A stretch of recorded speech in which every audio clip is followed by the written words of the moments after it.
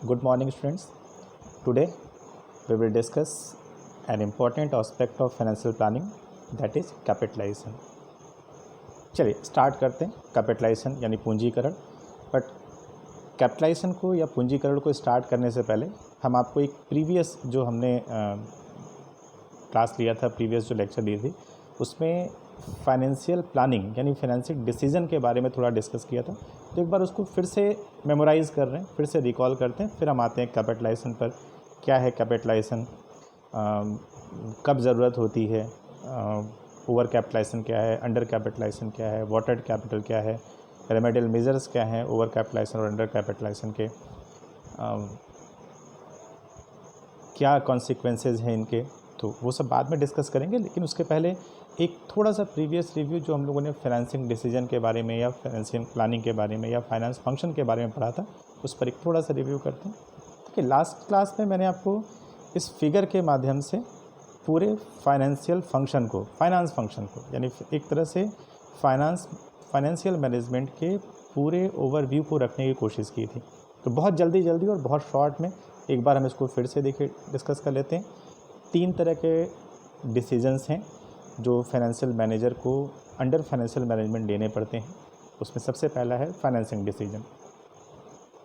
Financing decision में basically हम इस बात पर डिस्कस करते हैं how to raise, from where to raise and how much raise the required fund. मतलब कंपनी के लिए कैपिटल की रिक्वायरमेंट को एस्टिमेट करना, उसकी कॉस्ट पता करना, कैपिटल को रेज करना, कैपिटल को अरेंज करना, ये सब कुछ फाइनेंसिंग डिसीजन के अंडर में आएगा. 2 तरीके के फाइनेंसिंग डिसीजंस हैं, लॉन्ग टर्म फाइनेंसिंग डिसीजन और short term financing decision. Long term financing decision में ही यानी हम लॉन्ग टर्म कैपिटल रेज करने के लिए सोर्सेज को आइडेंटिफाई करते हैं, किन किन सोर्सेज से कैपिटल रेज करनी है, उनकी कॉस्ट पता करते हैं, स्ट्रक्चर बनाते हैं. तो 3 चीज़ें हम इसके अंडर में डिस्कस करेंगे: कॉस्ट ऑफ कैपिटल, कैपिटलाइजेशन जिस पर अभी हम आगे बात करने वाले हैं, और capital structure. Short term financing decision में कंपनी अपने शॉर्ट टर्म फाइनेंशियल रिक्वायरमेंट्स को आइडेंटिफाई करती है, उनके सोर्सेज को आइडेंटिफाई करती है कि शॉर्ट टर्म कैपिटल कितनी ज़रूरत है, हम कहाँ से इकट्ठा करेंगे. चलिए, ये तो हो गया फाइनेंसिंग डिसीजन. दूसरा डिसीजन था इन्वेस्टमेंट डिसीजन. बहुत इंपॉर्टेंट डिसीजन है ये. देखिए, आज के अगर हम इस ग्लोबल मार्केट की बात करें या आज के इस बिज़नेस सिनारियो की बात करें, तो फंड रेज़ करना बहुत मुश्किल नहीं है.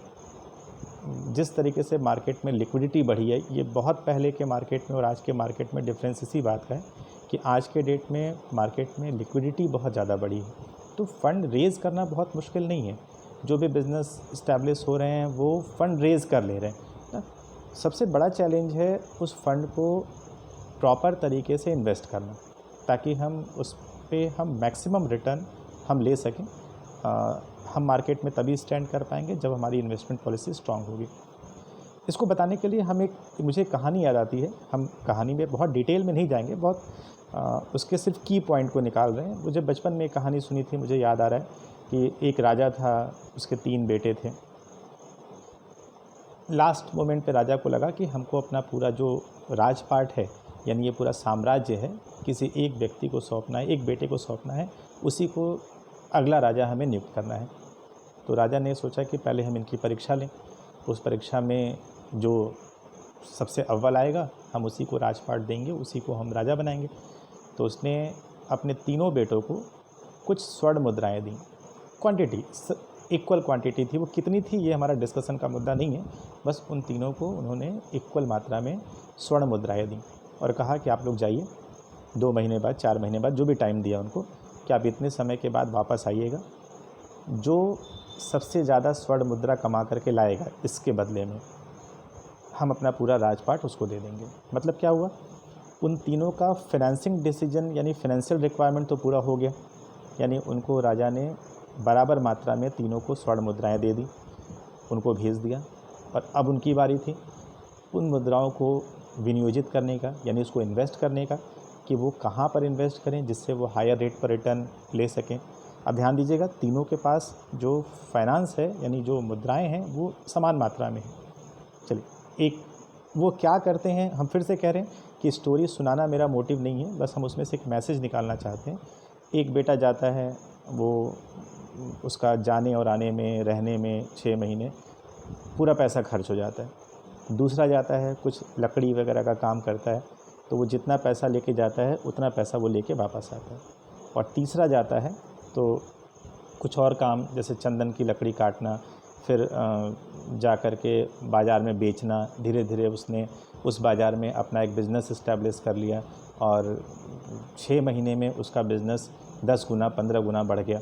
तो जब तीनों वापस आते हैं 6 महीने के बाद, तो पहले वाले बेटे के पास कुछ नहीं होता है, दूसरे वाले बेटे के पास जितना वो लेके जाता है उतना या उससे थोड़ा ज़्यादा वो लेके आता है, और तीसरा वाला उससे 6 गुना 10 गुना ज़्यादा लेके आता है। पूरे स्टोरी का मोरल ये है कि जो तीसरा बेटा है उसकी इन्वेस्टमेंट पॉलिसी स्ट्रांग थी। इन्वेस्टमेंट पॉलिसी मतलब पैसा तो तीनों के पास बराबर था, लेकिन उस पैसे को कहाँ पे लगाना है जिससे हम हायर रेट पर रिटर्न अर्न कर सकें, हम कैपिटल की रिकवरी कर सकें।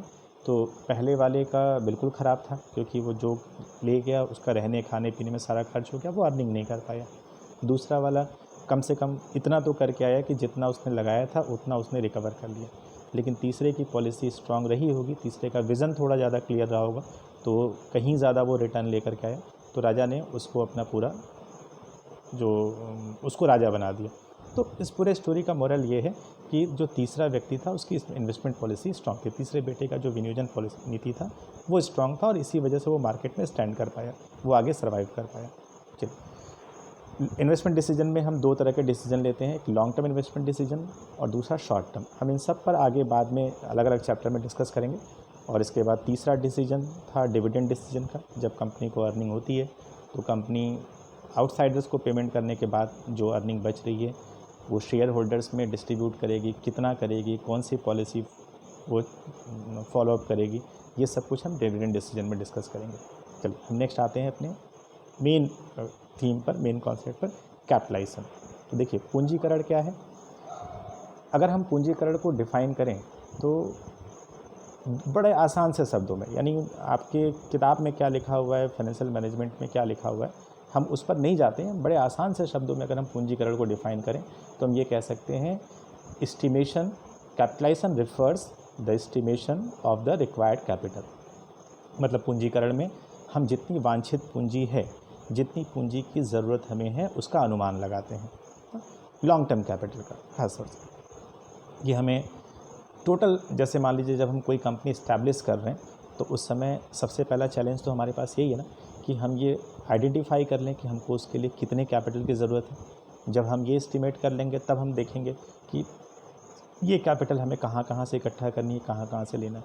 तो अगर कैपिटलाइजेशन को डिफ़ाइन करना है तो सबसे पहली लाइन और सबसे पहले इनिशियल स्टेज पर हम ये कह रहे हैं कि estimation of the required capital, यानी अनुमानित पूंजी का अनुमान लगाना। ठीक, रिक्वायर्ड वांछित पूंजी का अनुमान लगाना। ये डेफिनेशन थोड़ी सी नैरो लग रही है ना। नैरो का मतलब कि इसका मतलब ये हुआ कि कैपिटलाइजेशन की ज़रूरत जब एक कंपनी इस्टेब्लिश होती है या शुरू हो रही है तभी ज़रूरत है। तो ऐसा नहीं है, कैपिटलाइजेशन की ज़रूरत एक एग्जिस्टिंग कंपनी में भी पड़ती है और ये एक कंटिन्यूअस प्रोसेस है जो हमेशा चलता रहता है। तो बात करते हैं कि एग्जिस्टिंग कंपनी में कैपिटलाइजेशन का क्या मीनिंग है। तो वहाँ पर भी एक सामान्य से शब्दों में ये कह सकते हैं कि to find out the accounting value of capital, यानी पूंजी के मूल्य को, यानी पूंजी के लेखांकन मूल्य को पता करना। ये कैपिटलाइजेशन का मतलब होगा एक एग्जिस्टिंग कंपनी में, कि जो कैपिटल हमने लगाया हुआ है और जो रिटर्न हम अर्निंग कर रहे हैं, हम उससे कंपैरिजन करते हैं कि उसका लेखांकन मूल्य क्या होगा। चलिए, बात करते हैं नीड ऑफ कैपिटलाइजेशन की, यानी पूंजीकरण की ज़रूरत कब और क्यों होती है। तो एक एक करके पॉइंट देखते हैं। सबसे पहला है इसमें, eight the time of promotion और इनकॉर्पोरेशन ऑफ द कंपनी। अभी हमने आपसे कहा कि जब हम किसी कंपनी को इस्टेब्लिश करने की प्रक्रिया में होते हैं या इनकॉर्पोरेट करने के प्रोसेस में होते हैं, तो उस समय सबसे पहला इनिशियल टास्क यही है कि हम जितनी कैपिटल उसमें ज़रूरत है उसका एस्टिमेशन कर लें, ये कुल कितने पूंजी की ज़रूरत है। दूसरा है आपका eight the time of expansion of an existing company. फिर मैंने आपसे कहा कि ये ज़रूरी नहीं है कि एक न्यूली इस्टेब्लिश्ड कंपनी या एक कंपनी जब शुरू होने जा रही है तभी पूंजीकरण की ज़रूरत है। एक रनिंग कंपनी में भी, एक एग्जिस्टिंग कंपनी में भी पूंजीकरण की ज़रूरत है जब हम उस कंपनी का एक्सपेंशन करने जा रहे हैं, विस्तार करने जा रहे हैं। एक्सपेंशन मीन्स हमारी एक यूनिट चल रही है, हम कोई दूसरी यूनिट इस्टेब्लिश करने जा रहे हैं। एक ब्रांच हमारी है, हम दूसरी ब्रांच कहीं पर ओपन करने जा रहे हैं, तब ऐसे केस में भी कैपिटलाइजेशन की ज़रूरत है, यानी उसके लिए उस एक्सपेंशन के लिए कितने कैपिटल की रिक्वायरमेंट है उसको एस्टिमेट करना। नेक्स्ट पॉइंट है at the time of amalgamation and absorption of 2 और मोर कंपनीज। जब भी कभी 2 या 2 से ज़्यादा कंपनियों का अमेलगमेशन होता है, मर्जर होता है या एब्जॉर्प्शन होता है, तो उस समय भी उस कंपनी के कैपिटल की अकाउंटिंग वैल्यू को पता करने की ज़रूरत होती है, क्योंकि हमें उस कंपनी को, यानी अगर ट्रांसफरी कंपनी है तो ट्रांसफर कंपनी को परचेस कंसिडरेशन का पेमेंट करेगी उस कंपनी को एक्वायर करने के बदले में। तो परचेस कंसिडरेशन को डिटरमाइन करते समय भी उसकी कैपिटल के अकाउंटिंग वैल्यू को पता करना ज़रूरी होता है।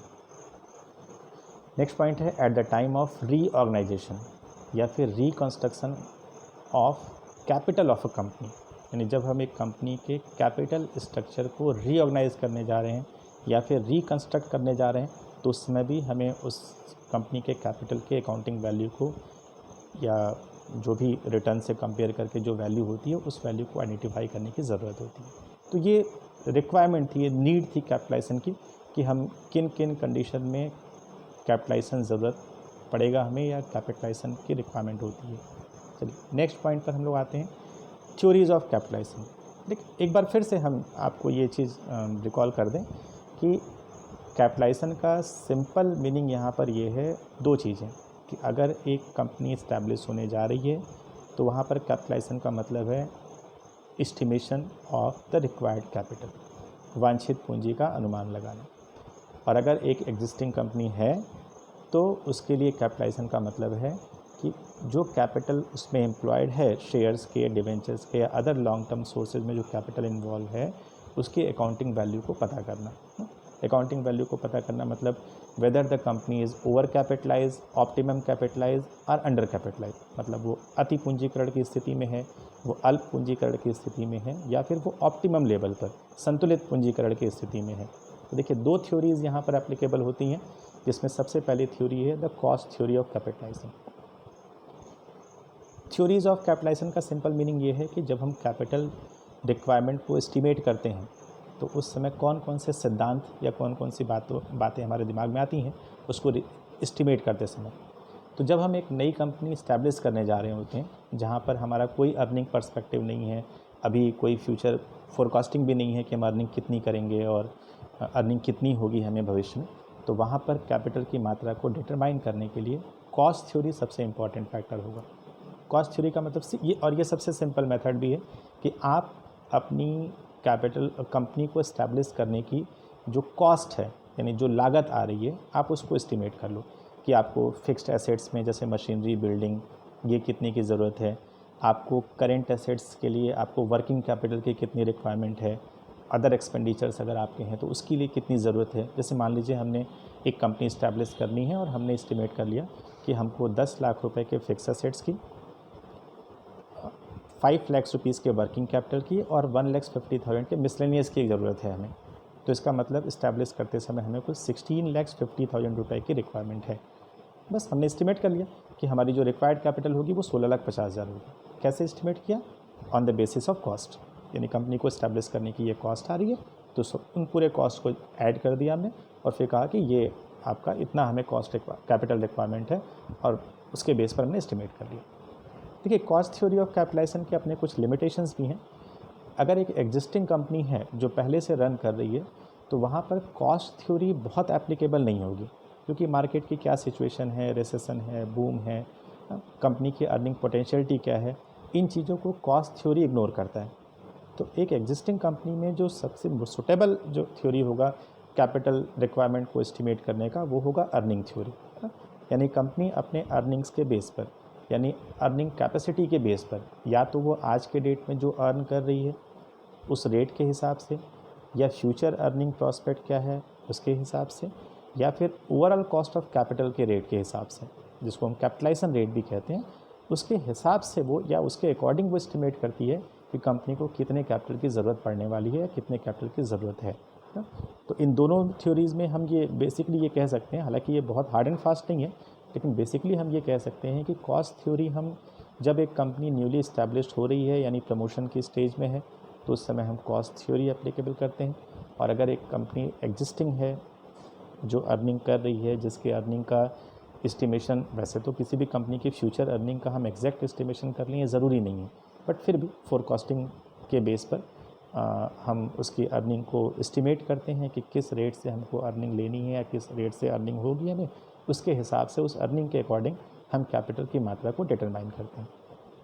अर्निंग के रेट के हिसाब से या कैपिटलाइजेशन के रेट के हिसाब से हम कैपिटल की क्वांटिटी को कैसे डिटरमाइन करते हैं, ये आगे हम आपको एक एग्जांपल से बताएंगे। तो चलिए, ये था आपका थ्योरीज ऑफ कैपिटलाइजेशन। अब बात करते हैं, इसी में एक टॉपिक है ओवर कैपिटलाइजेशन और अंडर कैपिटलाइजेशन। आप नाम पे इसके मत जाइएगा, नाम से कंफ्यूज मत होइएगा, क्योंकि अगर हम इस इंग्लिश वर्ड को हिंदी में ट्रांसलेट करें तो ओवर कैपिटलाइजेशन का मतलब है अधिपूंजीकरण, मतलब पूंजी की अधिकता है ना, पूंजी ज़्यादा है। और अगर अंडर कैपिटल को डिफाइन करना हो तो अल्प पूंजीकरण, यानी पूंजी कम है। अब अगर इसके बेस पर हम एक लेमैन से बात करें तो उसको यही लगेगा, या सामान्य से दो में सबके दिमाग में, जब हमने पढ़ा नहीं था तो मेरे दिमाग में भी यही बात आई थी कि over capitalization is much better than under capitalization. इसका मतलब कि कंपनी ओवर कैपिटलाइजेशन की स्थिति में अगर है तो कंपनी के पास कैपिटल ज़्यादा है, और अंडर कैपिटलाइजेशन का मतलब कंपनी के पास कैपिटल कम है। जबकि एक्चुअली यहाँ पर ओवर कैपिटलाइजेशन और अंडर कैपिटलाइजेशन का ये मतलब बिल्कुल भी नहीं है। ओवर कैपिटलाइजेशन को हम सिंपली अगर हमें डिफाइन करना हो तो हम ये कह सकते हैं, a company is said to be over capitalized when its earning are not sufficient to yield a fair return on the amount of shares or debentures। थोड़ा अलग लग रहा है उस सोच से जो हम लोग सोच रहे थे कि पूंजी ज़्यादा होगी। यहाँ पे क्या कह रहे हैं कि कंपनी ओवर कैपिटलाइज की स्थिति में तब होगी जब वो अपने कैपिटल पर फेयर रेट से या सफिशिएंट अर्निंग नहीं कर पा रही है, यानी जितनी उसकी कैपिटल है उसके कंपैरिजन में उसकी अर्निंग्स नहीं है, अर्निंग उसके तुलना में कम है ना।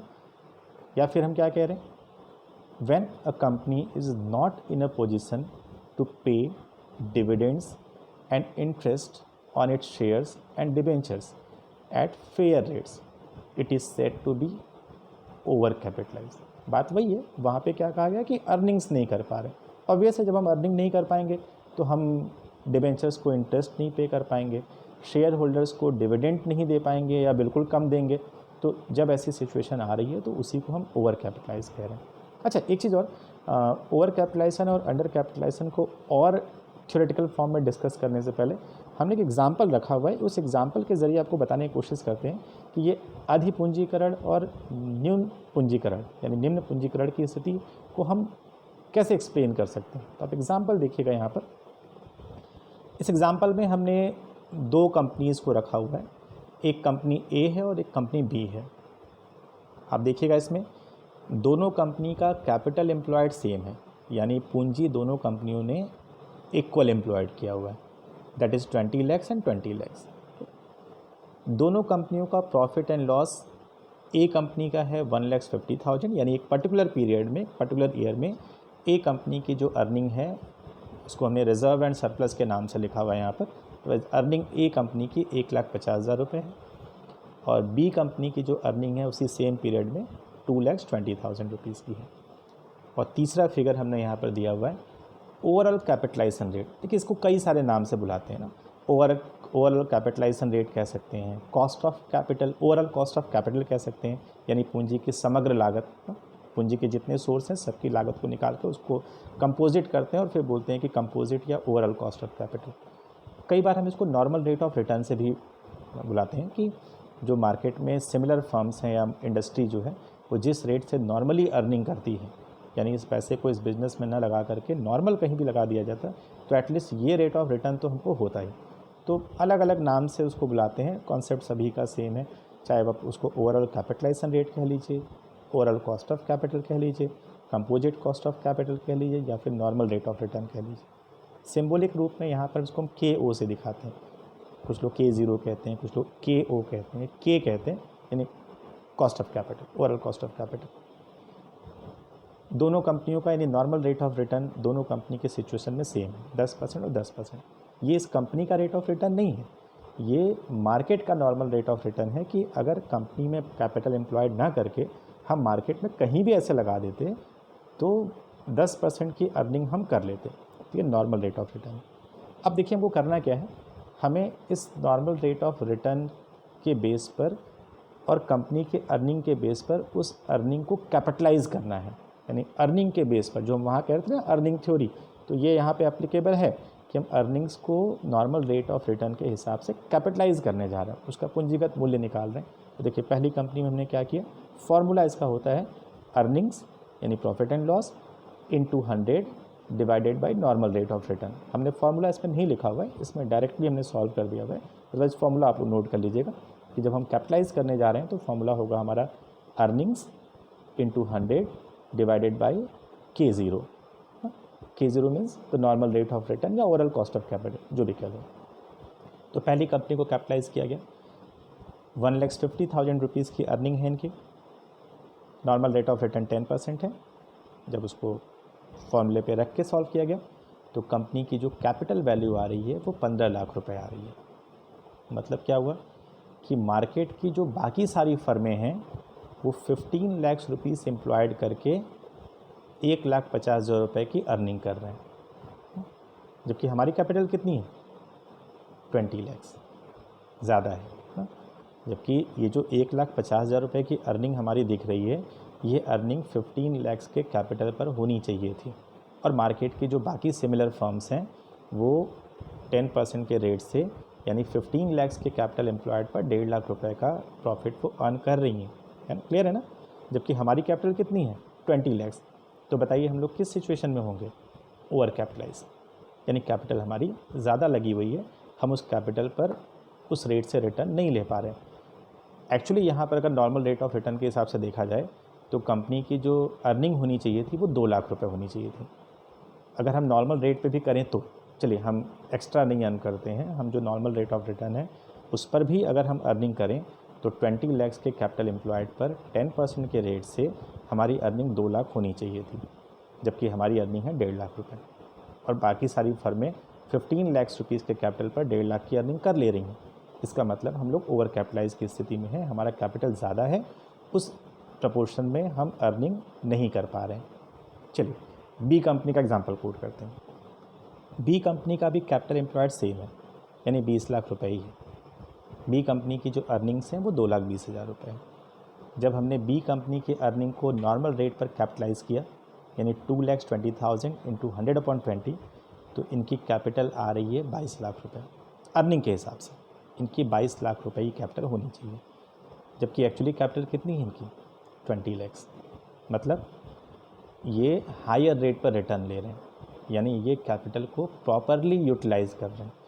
इनका 20 लाख का कैपिटल, जो 22 लाख के कैपिटल पर 220 की अर्निंग होनी चाहिए थी, इनके 20 लाख के कैपिटल पर ही 2,20,000 रुपीज़ की अर्निंग हो रही है। अब आप बताइए, और ये कंपनी अब इस हिसाब से अगर देखा जाए तो ये अंडर कैपिटलाइज है। चलिए अब आप बताइए, आपको क्या लगता है कि दोनों में से कौन सी कंपनी बेटर है? तो ऑब्वियस है, अब हमारा आंसर होगा बी। जब हमने सिर्फ ओवर कैपिटलाइजेशन और अंडर कैपिटलाइजेशन सुना है और ये सारे कैलकुलेशन अगर हम हटा देते हैं यहाँ पर, तो उस समय हम यही कहते हैं कि A company is much better than B. अगर हम सिर्फ ये कहते हैं कि एक ये फिगर सारे हटा देते, हम कहते हैं ए कंपनी की सिचुएशन ओवर कैपिटलाइज की और बी कंपनी की सिचुएशन अंडर कैपिटलाइज की है। अब बताओ कौन सी कंपनी बेटर? तो हम लोग आंसर क्या देते, ए कंपनी ज़्यादा बेटर है क्योंकि उसके पास कैपिटल ज़्यादा है। लेकिन अब इस कैलकुलेशन के बाद शायद आप ये नहीं बोलेंगे, आप यही बोलेंगे कि बी कंपनी ए कंपनी की तुलना में ज़्यादा अच्छी है। कैपिटल दोनों के सेम है, लेकिन अर्निंग पोटेंशियलिटी बी कंपनी के इन कंपैरिजन ऑफ ए ज़्यादा है। ठीक, चलिए ये तो ओवर कैपिटलाइजेशन और अंडर कैपिटलाइजेशन को हमने इस एग्जांपल से समझाने की कोशिश की। अब थोड़ा सा देख लेते हैं कि क्या रीज़न्स हैं ओवर कैपिटलाइजेशन के, क्यों होता है, उसको दूर करने के क्या उपाय हैं, अंडर कैपिटलाइजेशन के क्या कारण हैं, उसको दूर करने के क्या उपाय हैं। चलिए नेक्स्ट पे आते हैं हम लोग। नेक्स्ट आपका है कॉजेज़ ऑफ ओवर कैपिटलाइजेशन, यानी ओवर कैपिटलाइजेशन की सिचुएशन क्यों हो रही है। हम जल्दी जल्दी से पॉइंट आपको रिव्यू करते जा रहे हैं। सबसे पहला है फ्लोटिंग ऑफ एक्सेस कैपिटल, ज़रूरत से ज़्यादा कैपिटल को एस्टिमेट करना और ज़रूरत से ज़्यादा कैपिटल को एक्वायर करना, जबकि उस पूरे कैपिटल को हम प्रॉपर तरीके से यूटिलाइज़ नहीं कर पा रहे हैं। अभी हमारी कैपेसिटी उस पूरे कैपिटल को यूटिलाइज़ करने की नहीं है, लेकिन हमने आवश्यकता से ज़्यादा कैपिटल को एस्टिमेट कर लिया और आवश्यकता से ज़्यादा पूंजी बिजनेस में लगा दी हुई है। तो ये एक रीज़न हो सकता है। दूसरा है purchasing property at an inflated price. Inflated price का मतलब आप समझ रहे होंगे कि जब मार्केट तेज़ी की तरफ मतलब जो गुड्स और सर्विसेज के प्राइस हैं वो ज़्यादा हैं। इन्फ्लेशन का मतलब यही कह रहे हैं ना कि जब वैल्यू ऑफ मनी डिक्लाइन होती है और जो प्रोडक्ट और सर्विसेज के रेट होते हैं वो ज़्यादा होते हैं। तो हमने इन्फ्लेशनरी सिचुएशन में, यानी जब ये सिचुएशन थी, तब हमने एसेट्स को या प्रॉपर्टी को एक्वायर किया, जबकि एक्चुअली उसकी वैल्यू उतनी नहीं थी, लेकिन उस सिचुएशन की वजह से हमने उसको हायर रेट पे परचेज़ किया। जब हमने हायर रेट पे परचेज़ किया तो हमारी बैलेंस शीट में भी वो हिस्टोरिकल कॉस्ट पे यानी हायर रेट पे जाएगा, जबकि उसकी वैल्यू तो उतनी है नहीं। जब वो हायर रेट पे जाएगा तो इनफैक्ट हमारे कैपिटल को ज़्यादा शो करेगा, जबकि उस पर अर्निंग उस प्रपोर्शन में हम अर्न नहीं कर पा रहे हैं। नेक्स्ट पॉइंट लिखा हुआ है इन्फ्लेशनरी कंडीशन। ये हमने इसी पॉइंट में डिस्कस कर लिया हुआ है, तो इसको अलग से करने की ज़रूरत नहीं है कि इन्फ्लेशनरी कंडीशन मतलब जब प्रोडक्ट और सर्विसेज के दाम ज़्यादा हैं, हम ओवर वैल्यूड कर रहे हैं एसेट्स के रेट को, या जो कैपिटल है उसको ओवर वैल्यूड कर रहे हैं, तो ओवर कैपिटलाइजेशन की सिचुएशन आएगी हमारे सामने। हाई कॉस्ट ऑफ प्रमोशन, यानी जब हम कंपनी को इस्टेब्लिश करते हैं, जब हम प्रमोशन के स्टेप में होते हैं, तो कई बार हम प्रमोशन पर बहुत हायर कॉस्ट पेमेंट कर देते हैं, जिससे हमारी कैपिटल की वैल्यू बढ़ जाती है, जबकि वो कैपिटल यूज़फुल नहीं होती, उस पर हम अर्निंग, जैसे हम कंपनी इस्टेब्लिश कर रहे हैं और हमने बहुत ह्यूज एडवर्टीजमेंट कॉस्ट पे कर दी।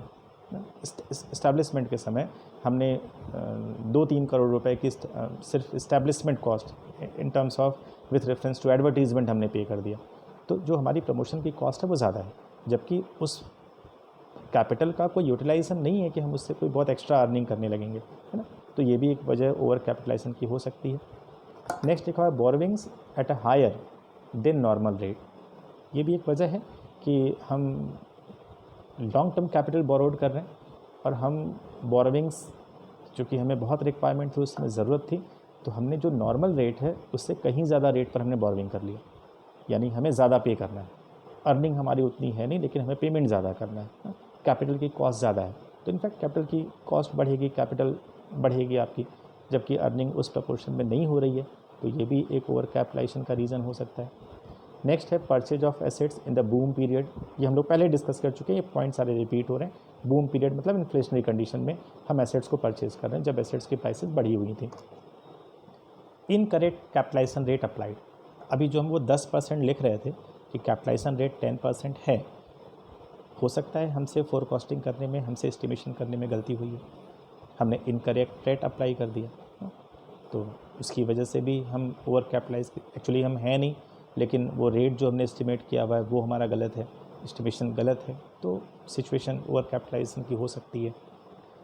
Insufficient provision for depreciation. जितना डेप्रिसिएशन लगाना चाहिए था हमने उतना डेप्रिसिएशन नहीं लगाया। जैसे मान लीजिए इनकम टैक्स एक्ट कहता है कि जो सॉफ्टवेयर बेस्ड प्रोडक्ट्स हैं, कंप्यूटर्स हैं, लैपटॉप्स हैं, इन पर 50% के रेट से डेप्रिसिएशन लगाना है। अब मान लीजिए इस साल एक कंप्यूटर का रेट 60,000 रुपये है, आफ्टर 1 ईयर जब हम डेप्रिशिएट करेंगे तो अगले साल जो उसकी वैल्यू होगी वो 30,000 रुपीज़ की होगी। तो हम जो इनकम एस्टिमेट करेंगे अगले साल वो 30,000 रुपीज़ के कैपिटल एम्प्लॉयड पे करेंगे। हमने क्या किया, हमने रॉन्ग प्रैक्टिसेस फॉलो किए, हमने 50% डेप्रिसिएशन ना लगा करके हमने 10% रिड्यूस किया। 60,000 रुपीज़ का कंप्यूटर था, हमने 6,000 रुपये का डेप्रिसिएशन किया, यानी नेक्स्ट ईयर में जो उसकी वैल्यू हम शो कर रहे हैं वो हम 54,000 शो कर रहे हैं। तो हमारी जो अर्निंग जो एस्टिमेशन होगी वो 54,000 पर होगी, जबकि एक्चुअली क्या है कि एसेट्स की वैल्यू 54,000 नहीं है, वो वैल्यू 30,000 है। लेकिन हमने क्या किया, हमारे रॉन्ग प्रैक्टिसेस की वजह से उसकी वैल्यू कितनी शो हो रही है, मोर देन 30,000, और हमारा फिर जो एक एक्सपेक्टेशन होगा अर्निंग का वो भी मोर देन 30,000 के रेट पर होगा, जबकि रियल पोजीशन ऐसा नहीं है। तो ये भी एक वजह हो सकती है ओवर कैपिटलाइजेशन की। नेक्स्ट पॉइंट है हाई रेट ऑफ टैक्सेशन। अगर टैक्स के रेट ज़्यादा हैं, टैक्स ज़्यादा पेमेंट करना है, तो वो भी ओवर कैपिटलाइजेशन का एक वजह हो सकता है। लिबरल डिविडेंड पॉलिसी, हम बहुत उदार हैं, रिटेन नहीं करते डिविडेंड को, मैक्सिमम रेट पर हमारा जो डिविडेंड पे आउट रेशियो बहुत ज़्यादा है, हम हायर रेट पर डिविडेंड पे कर दे रहे हैं, जिससे शेयर होल्डर्स की एक्सपेक्टेशन भी बढ़ रही है, तो ये भी एक सिचुएशन ओवर कैपिटलाइजेशन की हो सकती है। और लास्ट पॉइंट है आपका wrong estimation of future earnings. हमने शुरू में आपसे कहा था कि फ्यूचर की अर्निंग को एस्टिमेट करना उतना आसान नहीं है, लेकिन फोरकास्टिंग भी कोई चीज़ है। तो हम फोरकास्ट करते हैं, लेकिन फोरकास्टिंग हमारी एग्जैक्ट हो ये भी ज़रूरी नहीं है। तो हमने जो फ्यूचर की अर्निंग को एक्सपेक्ट किया वो हमने गलत एस्टिमेट किया, ज़्यादा एस्टिमेट कर लिया।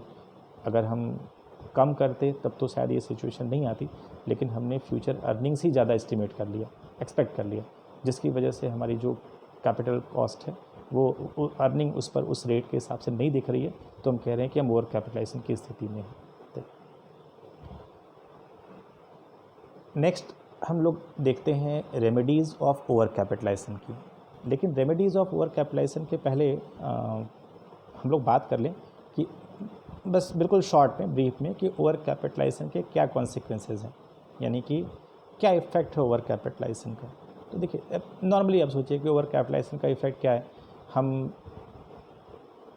फेयर रेट पर रिटर्न नहीं अर्न कर पा रहे हैं, यानी जो हमारी रेट ऑफ अर्निंग कम है, जिसकी वजह से हम जो कैपिटल जो हमने डेब्ट लिया हुआ है, चाहे वो डिबेंचर्स के फॉर्म में या बैंक लोन के फॉर्म में, हम उन पर प्रॉपर तरीके से इंटरेस्ट का पेमेंट नहीं कर पा रहे हैं। हम शेयर होल्डर्स को डिविडेंड का पेमेंट नहीं कर पा रहे हैं या कम पेमेंट कर रहे हैं, जिससे उनका ट्रस्ट हमारी कंपनी में कम हो रहा है, जिस वजह से शेयर होल्डर्स डीमोरलाइज हो रहे हैं और वो कैपिटल विड्रॉ कर रहे हैं। तो ये कुछ प्रॉब्लम्स हो सकती हैं ओवर कैपिटलाइजेशन की वजह से। हम बात करते हैं रेमेडीज़ ऑफ ओवर कैपिटलाइजेशन, यानी इस सिचुएशन को दूर करने के लिए, हटाने के लिए हम क्या कर सकते हैं। एक सबसे बेस्ट ऑप्शन है ओवर कैपिटलाइजेशन को एलिमिनेट करने का, वो है internal reconstruction of the capital structure. Internal reconstruction corporate accounting में एक चैप्टर है, हम लोग उसमें जब आएंगे तो न्यूमेरिकल एस्पेक्ट पर डिस्कस करेंगे कि इंटरनल रिकॉन्स्ट्रक्शन क्या है और कैसे हम रिकॉन्स्ट्रक्ट करते हैं अपनी कंपनी को। लेकिन यहाँ पे बस एक थोड़ा ब्रीफ हम दे दें तो देखिए क्या है, उसमें लिखा हुआ है reconstructing the firm is to be executed avoid the situation of company become sick, यानी कंपनी हमारी बीमार ना हो। ओवर कैपिटलाइजेशन क्या इफ़ेक्ट डालेगा वो आपने देख लिया है क्या, और क्या उसका प्रभाव है उसका, वो तो हमने देख लिया हुआ। तो कंपनी सिक की सिचुएशन में ना पहुँचे इसके पहले हम कंपनी को रिकंस्ट्रक्ट कर दें, उसके कैपिटल स्ट्रक्चर को जब हम कंपनी को रिकंस्ट्रक्ट करने की बात कर रहे हैं तो एक्चुअली हम उसके कैपिटल स्ट्रक्चर को ही रिकंस्ट्रक्ट करने की बात कर रहे हैं। देखिए इसमें क्या क्या हम कर सकते हैं। तो इसमें पहला है reduction of debt burden. Debentures हैं या लॉन्ग टर्म लोन्स हैं, हम उनको रिड्यूस करें, पे ऑफ करें, सेटलमेंट करें और उनको हम रिड्यूस करने की कोशिश करें। Negotiation with term lending institutions for reduction in interest obligations, यानी जिन इंस्टीट्यूशंस से हमने टर्म लोन लिया हुआ है, अपने बिजनेस के लिए लॉन्ग टर्म कैपिटल रेज किया हुआ है, हम उसे नेगोशिएट करें इंटरेस्ट के संदर्भ में कम करने के लिए। Redemption of preference share through a scheme of capital reduction, payment करके नहीं, हम कैपिटल रिडक्शन की एक स्कीम फॉलो करें। ये भी एक पूरा प्रॉपर तरीका है कि कंपनी अपनी मीटिंग बुलाती है, उस पर प्रपोजल रखती है। ये सब चीज़ें हम लोग डिस्कस करेंगे जब हम इंटरनल रिकॉन्स्ट्रक्शन पढ़ेंगे। तो उस फिलहाल सिर्फ उसका एक थीम दे रहे हैं यहाँ पर कि प्रेफरेंस शेयर्स को रिडीम किया जाए कैपिटल रिडक्शन की पॉलिसी अप्लाई करके।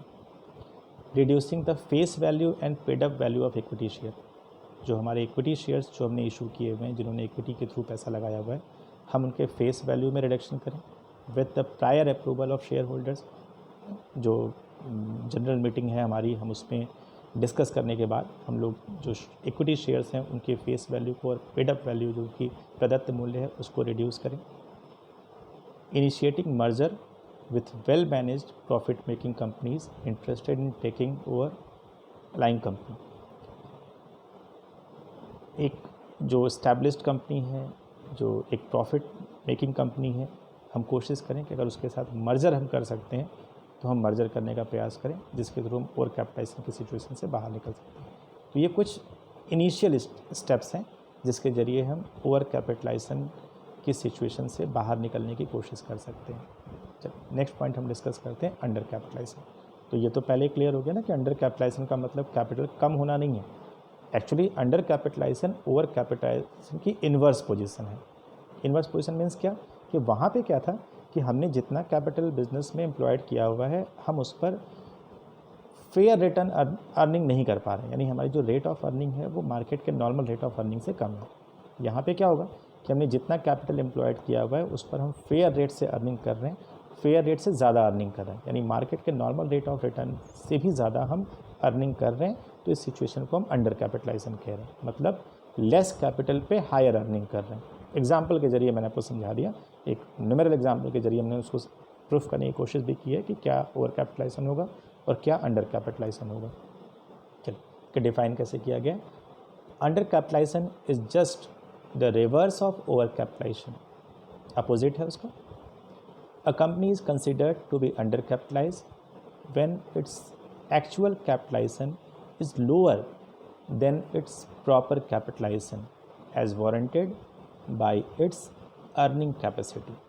इलिस्ट्रेशन से हमने आपको बता दिया कि जो अर्निंग कैपेसिटी है उसके बेस पर हमने इनके कैपिटल वैल्यू को पता किया और हमने वहाँ पर ये देखा था कि जितने कैपिटल पर ये अब इनकी एग्जिस्टिंग अर्निंग है इनके कैपिटल स्ट्रक्चर में, जबकि कैपिटल उसके तुलना में कम लगा हुआ था। उसमें क्या था आपका कि 20 लाख रुपीज़ की कैपिटल एम्प्लॉयड पर ये 2,20,000 रुपये की अर्निंग कर रहे थे। उस एग्जाम्पल में, प्रीवियस एग्जाम्पल को रिकॉल करिएगा, तो बी कंपनी ने अपने 20 लाख रुपीज़ के कैपिटल एम्प्लॉयड पर 2,20,000 रुपीज़ की अर्निंग की है, जबकि मार्केट का नॉर्मल रेट ऑफ रिटर्न 10% है। तो अगर हम नॉर्मल रेट ऑफ रिटर्न के हिसाब से देखें तो उनके 20 लाख के कैपिटल पर 2 लाख रुपीज़ की अर्निंग होनी चाहिए थी, जबकि कंपनी की अर्निंग 2,20,000 है, मतलब कंपनी नॉर्मल रेट से कहीं ज़्यादा अर्निंग कर रही है। तो इसी सिचुएशन को हम कह रहे हैं अंडर कैपिटलाइजेशन। क्या रीजंस हैं? तो एक बड़ा आसान सा चीज़ ये है कि जो ओवर कैपिटलाइजेशन के कॉजेज़ थे आप उसको इन्वर्स कर दीजिए तो वो अंडर कैपिटलाइजेशन के कॉजेज़ हो जाएंगे। जैसे वहाँ पे हमने क्या कहा था कि हमने फ्यूचर जो अर्निंग्स हैं, जो फ्यूचर अर्निंग प्रोस्पेक्ट्स हैं, हमने उसको हायर एस्टिमेट कर लिया, हमने ज़्यादा बढ़ के एस्टिमेट कर लिया कि हम इतनी अर्निंग करेंगे। तो यहाँ पे क्या लिखा हुआ है? Under estimation of future earning, मतलब हमने जो भविष्य की आय है उसका कम अनुमान लगाया ना, ऐसा एस्टिमेशन किया। दूसरा क्या लिखा हुआ है? Abnormal increase in earnings from new economic and business environment. हमने एक कोई नया इकोनॉमिक और बिजनेस सिनारियो चला, जैसे अभी कोरोना काल चल रहा है। तो अब कोरोना काल में क्या हुआ कि जैसे पहले, अब इस समय मार्केट में आप जान ही रहे हैं कि सैनिटाइज़र का, मास्क का, इनकी सेलिंग एकाएक बहुत ज़्यादा बढ़ी है। तो चलिए हम बहुत ज़्यादा एग्जांपल ना कोट करें, हम डेटॉल कंपनी का एग्जांपल कोट करते हैं। आप सोचिए कि डेटॉल कंपनी कोरोना काल से पहले भी सैनिटाइज़र बनाती थी, लेकिन हम में और आप में कितने लोग यूज़ करते थे? अगर हम लोग 100 लोग हैं, कहीं 200 लोग हैं, तो 200 लोगों में शायद 2 लोग सैनिटाइज़र खरीदते थे डेटॉल का। सही कह रहे हैं ना? आज के डेट में क्या है कि 200 लोगों में, अब ब्रांड पे मत जाइएगा, मतलब हम नॉर्मल अगर बात करें तो 200 लोगों में एटलीस्ट 180 लोग सैनिटाइज़र परचेज़ कर रहे हैं और सैनिटाइज़र को यूज़ कर रहे हैं। ये क्यों हुआ?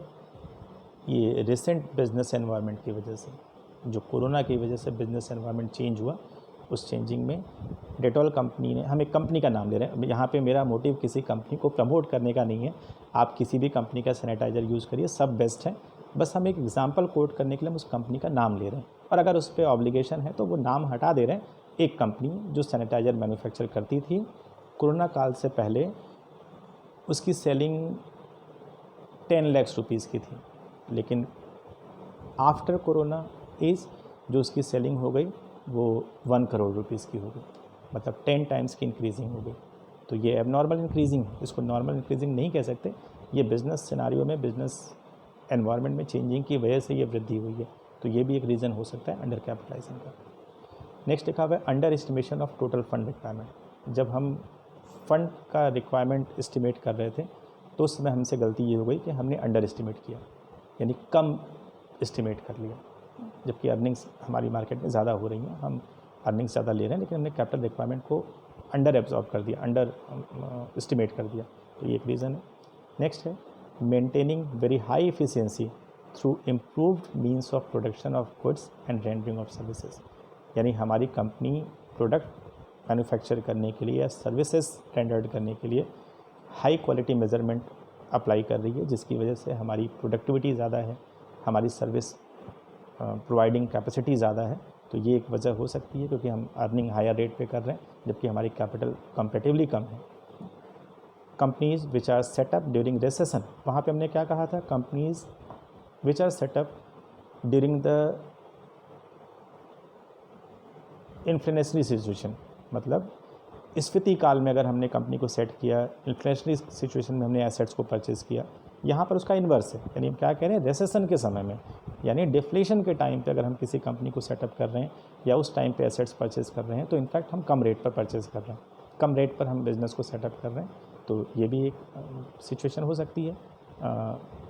लास्ट है use of low capitalize rate, यानी हमने न्यूनतम पूंजीकरण के दर को अप्लाई किया हुआ है।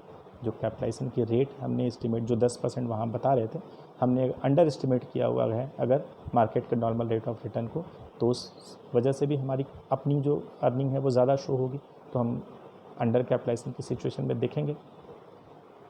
कंपनीज विच फॉलो कंजर्वेटिव डिविडेंड पॉलिसी, वहाँ पे क्या था, liberal dividend policy. Liberal policy मतलब पे आउट रेशियो को हम मैक्सिमम रखते हैं, मैक्सिमम को पेमेंट करो, पेमेंट करके हटाओ, 60%, 70%, 90% पेमेंट कर दो।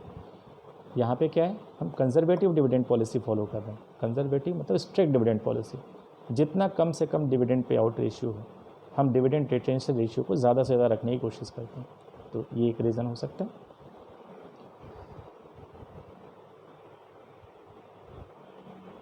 चलिए नेक्स्ट हम देखते हैं रेमेडीज़ ऑफ अंडर कैपिटलाइजेशन, और ये फिर से क्लियर कर दें कि जो रेमेडियल मेजर्स हमने ओवर कैपिटलाइजेशन में लगाया था उसकी इन्वर्स अगर मेजर्स हम यहाँ पर फॉलो करें तो हम अंडर कैपिटलाइजेशन से बाहर निकल सकते हैं।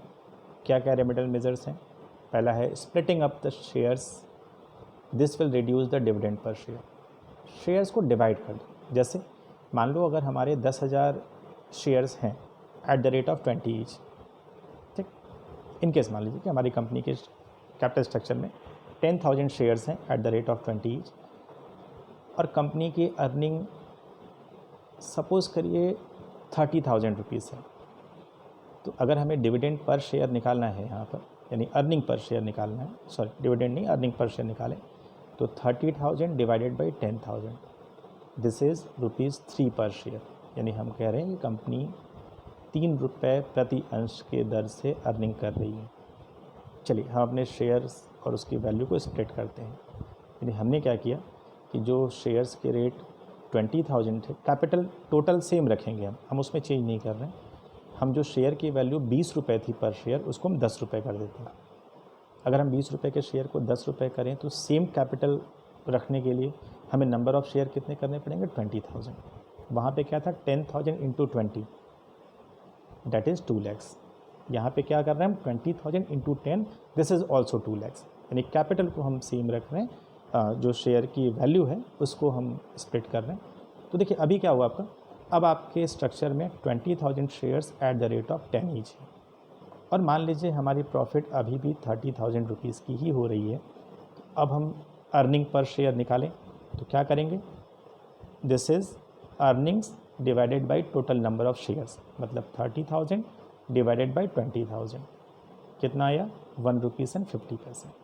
कैपिटल वहाँ भी सेम थी, यहाँ भी सेम है, बस अंतर ये है कि वहाँ पर 10,000 शेयर्स 20 रुपये वाले थे, हमने अर्निंग पर शेयर निकाला तो 3 रुपये पर शेयर आया। यहाँ पर 20,000 शेयर हो गए सेम कैपिटल पे, तो यहाँ पर ₹1.50 पर शेयर आ रहा है।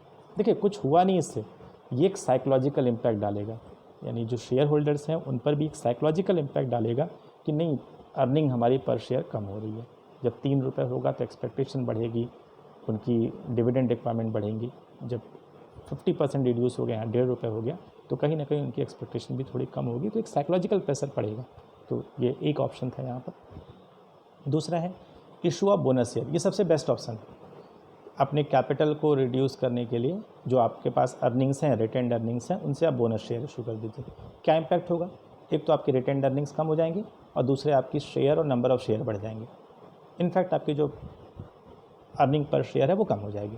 तो ये भी एक साइकोलॉजिकल ही इम्पैक्ट है कि हमारे पास जो अर्निंग्स अवेलेबल हैं उससे हम बोनस इशू कर दें, यानी शेयर होल्डर्स को जो लोग भी हैं उनको बोनस शेयर दे दें। तो इसके डबल एस्पेक्ट, एक तो हमारी अर्निंग्स कम हो गई, वो यूटिलाइज़ कर दिया हमने बोनस शेयर में, और दूसरा ये हुआ कि हमारे टोटल नंबर ऑफ़ शेयर्स बढ़ गए, जिसकी वजह से जो अर्निंग पर शेयर है वो डिक्लाइन हो गई। तो नेक्स्ट है बोथ, ये तो खैर बात का, ये 2 मेजर हम स्टेप्स ले सकते हैं अंडर कैपिटलाइजेशन से बाहर निकलने के लिए। एक तो हम शेयर्स को स्प्लिट कर दें उनके रेट को, और दूसरा है बोनस इशू कर दें। नेक्स्ट लिखा हुआ है which situation is worst, over capitalization और अंडर कैपिटलाइजेशन, दोनों में से कौन सी सिचुएशन ख़राब है? और ये मेरा विश्वास है कि इस डिस्कशन से पहले जब आपको कैपिटलाइजेशन के बारे में नहीं पता था, तब अगर कोई ये क्वेश्चन आपसे पूछता तो आप आंसर देते अंडर कैपिटलाइजेशन ओवर कैपिटलाइजेशन की तुलना में बेकार सिचुएशन है। लेकिन मुझे लगता है कि अब इस डिस्कशन के बाद अगर आपने ध्यान से सुना होगा तो आपका आंसर यही होगा कि अंडर कैपिटलाइजेशन ओवर कैपिटलाइजेशन से बेस्ट है, मतलब over capitalization is worst in comparison of under capitalization. But अगर देखा जाए तो दोनों सिचुएशन अच्छी नहीं है लॉन्ग टर्म के पर्पज़ से। शॉर्ट टर्म में हम अंडर कैपिटलाइजेशन को अच्छा मान सकते हैं, लेकिन लॉन्ग टर्म के पर्पज़ से अगर हम बात करें तो दोनों ही सिचुएशन अच्छी नहीं होंगी। हाँ, ये ज़रूर कह सकते हैं कि ओवर कैपिटलाइजेशन की तुलना में अंडर कैपिटलाइजेशन बेटर पोजीशन है।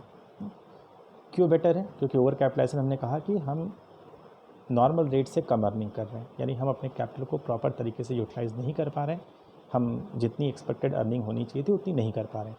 जबकि अंडर कैपिटलाइजेशन में हम कैपिटल का प्रॉपर और एफिशिएंटली यूज़ कर रहे हैं, हम जो एक्सपेक्टेड अर्निंग है, नॉर्मल रेट ऑफ रिटर्न है, हम उससे ज़्यादा की अर्निंग कर रहे हैं। लेकिन और भी कई सारी चीज़ें जुड़ी हुई थी उसके साथ, तो ये आप देख लीजिए इसको कि हम ये बात क्यों कह रहे हैं कि दोनों ही सिचुएशन ख़राब है, दोनों सिचुएशन अच्छी नहीं है। हाँ, तुलनात्मक रूप से ज़रूर कह रहे हैं कि अंडर कैपिटलाइजेशन बेस्ट है। तो आप इसको एक बार पढ़ लीजिएगा कि चलिए एक और टॉपिक इसमें आता है कि इम्पॉर्टेंट एस्पेक्ट जो कई बार पूछा भी जाता है, कई एग्जामिनेशंस में, कई इंटरव्यूज़ में ये पूछा जाता है कि व्हाट इज़ वाटर्ड कैपिटल। और हम लोग अक्सर ये गलती कर बैठते हैं कि हम लोग वाटर्ड कैपिटल और ओवर कैपिटलाइजेशन को सेम समझ लेते हैं, लेकिन एक्चुअली दोनों सेम नहीं है, बड़ा एक लाइन डिफरेंस दोनों में है।